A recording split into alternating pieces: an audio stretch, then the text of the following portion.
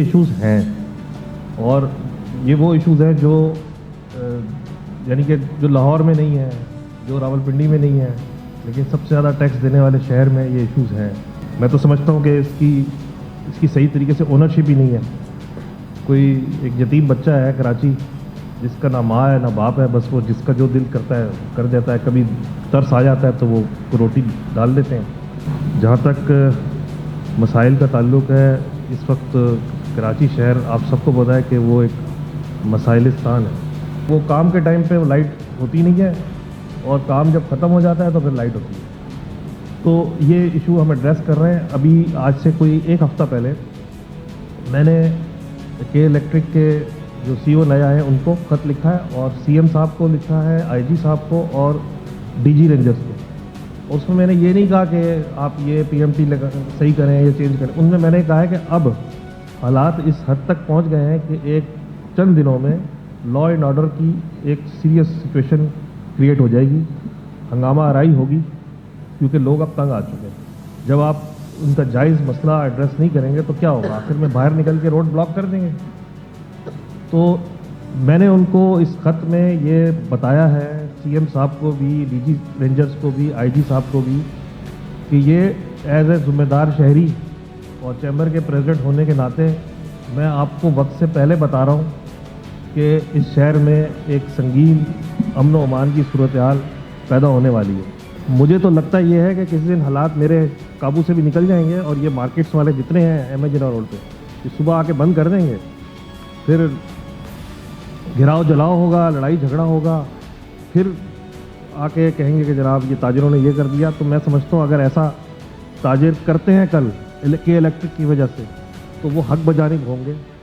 S M Es کو ہم نے کبھی اہمیت دی نہیں ہے،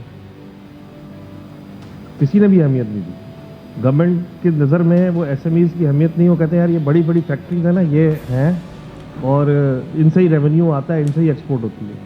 بھائی یہ ایس ایم ایز ہے نا، یہی آگے جا کے بڑی فیکٹریز بنتی ہیں۔ ایس ایم ایز کو جو لون ہے وہ آسان کرنا چاہیے۔ جب ایک ایس ایم ای ہوتا ہے وہ لون لینے جاتا ہے 25 لاکھ 50 لاکھ کا، اس پہ جو شرائط ہیں وہ شرائط پڑھ کے بندہ کہتا ہے کہ یار پھر نہ ہی سمجھو۔ لوگ لے کیوں نہیں رہے؟ کیونکہ اس کا حصول بہت مشکل ہے، بلکہ ناممکن ہے۔ اس کو آسان بنائیں۔ اگر کوئی ایسا ایشو ہو جو آپ سمجھتے ہو کہ وہ ایڈریس صحیح نہیں ہو رہا یا اس میں ہماری ضرورت ہے، تو صدیقی صاحب آپ کو، آپ کے ساتھیوں کو میں یقین دلاتا ہوں چیمبر آپ کا ہے اور ہر وقت ہمارے دروازے آپ کے لیے کھلے ہیں۔ تو یہ بات بھی میں نے ادھر کہی تھی کہ موٹر وے، بھائی موٹر وے بننا شروع ہوا ہے تو کہاں سے؟ پورٹ سے شروع ہونا چاہیے یا پہاڑوں سے شروع ہونا چاہیے؟ پورٹ سے شروع ہوتا ہے۔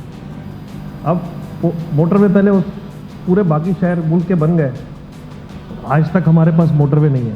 چاہے معاملہ شیر شاہ کا ہو، چاہے معاملہ بولٹن مارکیٹ کا ہو، چاہے کوآپریٹیو مارکیٹ کا ہو، یا چاہے ثانیہ گل پلازا کا ہو، کراچی چیمبر نے ہمیشہ جو ہے ایس ایم ایز کی ہیلپ کی ہے۔ اور دیکھیں جی، کسٹم میں ابھی ہماری کامن جو شکایت آ رہی ہے جو ہمارے امپورٹر دوست ہیں کسٹم ایویلیویشن کے اوپر، اسسمنٹ کے اوپر، کہ مثال کے طور پہ اگر ایک چیز $100 کی ہے تو اس کو $100 وہ کریں گے نا، وہ بغیر کسی کو انفارم کیے ہوئے، بغیر کسی کو بتائے ہوئے وہ $110 یا $120 اس کو ایزیوم کر کے اس کے اوپر وہ چارج کر دیتے ہیں۔